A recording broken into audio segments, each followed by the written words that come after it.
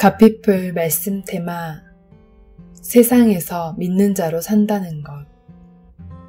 다니엘서는 하나님의 말씀에 영향받지 않은 삶의 태도로 인해 벌어진 비극으로 시작되는데, 내가 관심을 갖는 것은 이런 악한 시대를 살았던 다니엘이 적국 바벨론의 포로로 끌려간 비참한 상황에서도 어떻게 흔들림 없는 견고한 모습을 보여줄 수 있었는가 하는 것이다.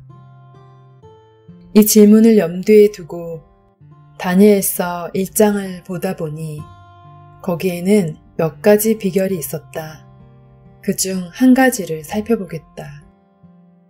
다니엘이 악한 세상을 향해 보였던 대응은 하나님의 백성으로서의 자기 정체성을 지키는 것이었다.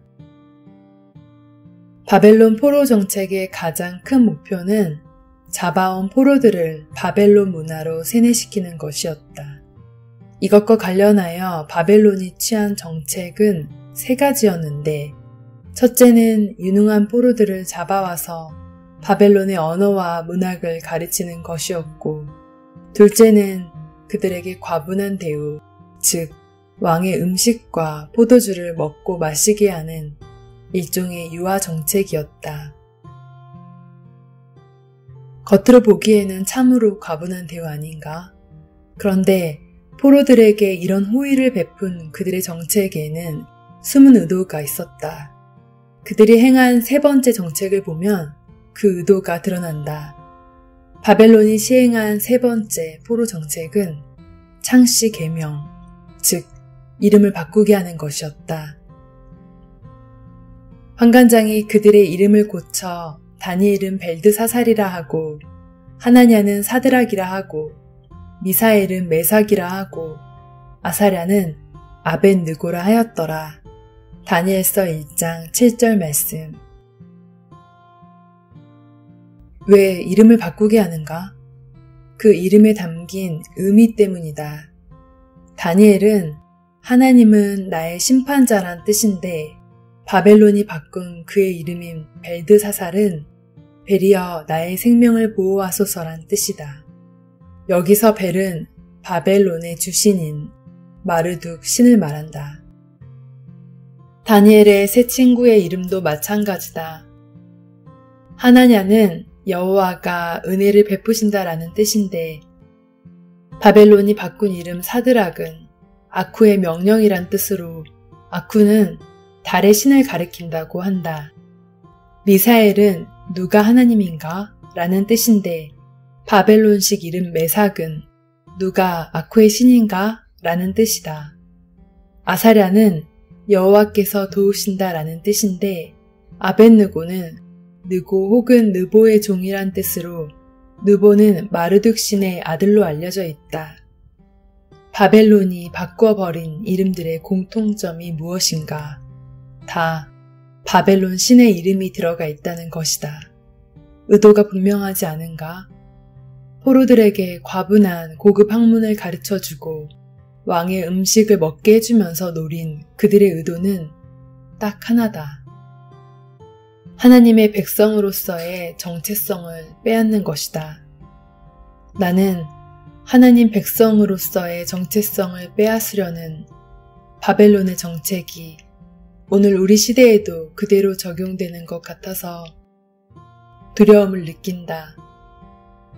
청년들과 청소년들 입장에서 이 시대의 문화는 외면할 수 없는 매력으로 다가온다.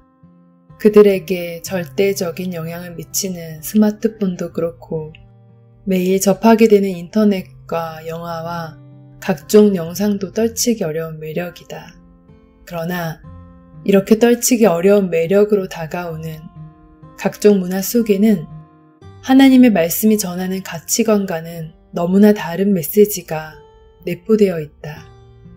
지금 인터넷이나 스마트폰을 타고 어린 청소년들을 자극하는 상상을 초월하는 음란물이 범람하고 있다는 것을 아는가?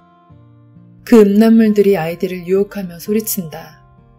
누려라, 다 누려라, 본능이 이끄는 대로 마음껏 누려라. 마치 포로로 잡혀온 다니엘과 같은 젊은이들을 향해 왕의 음식을 먹고 왕의 포도주를 마셔라. 마음껏 다 누려라. 대신 이름만 바꿔라. 하나님의 자녀라는 정체성만 포기해라. 라고 외치는 것처럼. 창세기 3장 6절에 이런 말씀이 나온다.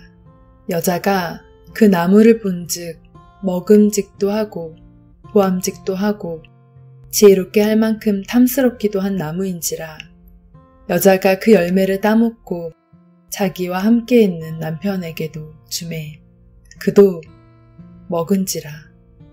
창세기 3장 6절.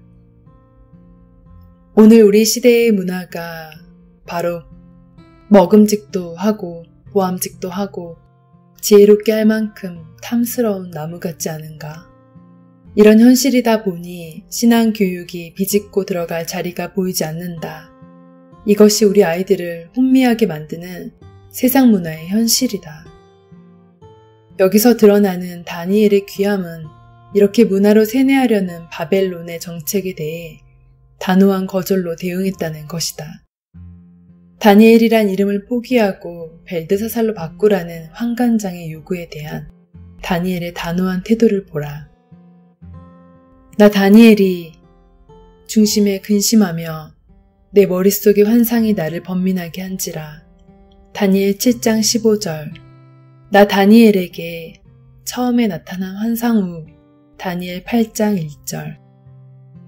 나 다니엘이 이 환상을 보고 그 뜻을 알고자 할 때에 다니엘 8장 15절. 반복되는 나 다니엘이라는 표현 속에 그의 단호한 결의가 느껴지지 않는가? 뿐만 아니라 다니엘은 왕의 음식을 거부했다. 포로로 잡혀온 주제에 왕이 자기가 먹는 음식과 포도주를 베풀겠다는데 그것을 거절하다니 얼마나 무례한 일인가. 게다가 왕의 음식을 먹고 마시는 것을 자기를 더럽히는 짓으로까지 표현하고 있으니 무례를 넘어서서 너무나 무엄한 태도가 아닌가. 다니엘은 왜 이런 단호한 표현을 썼을까? 어느 자료에서 이에 대해 두 가지로 해석한 것을 보았다. 하나는 그 당시 왕의 음식과 포도주는 먼저 우상에게 드려진 음식이기 때문에 다니엘은 그것을 먹으면 자기가 더럽혀진다고 인식했다는 것이다. 그리고 또 하나는 다니엘이 왕의 음식과 포도주를 거절하는 행위 속에는 오직 하나님만을 최고의 자리에 두겠다는 결단이 포함되어 있었다는 것이다. 무슨 말인가 하면 다니엘의 입장에서 왕이 준 음식을 먹는다는 것은 바벨론 왕을 하나님의 버금가거나 혹은 그 이상의 충성을 바치는 대상으로 받아들이는 타협이라 생각했기에 이런 선포를 했다는 것이다. 결국 바벨론이 포로들에게 빼앗고자 했던 것은 하나님의 백성으로서의 정체성이었고 다니엘은 그것을 단호하게 거부한 것이다. 우리는 다시 시작해야 한다. 바벨론 같은 이 세상에서 위축되어 자기 정체성을 잃어버린 채 비굴하게 숨어있는 모습에서 이제 일어나야 한다. 하나님께서는 지금이라도 돌이키기만 하면 언제든 새롭게 시작하도록 도우신다. 다니엘의 모습을 보면서 그의 영적 깊이를 배우자.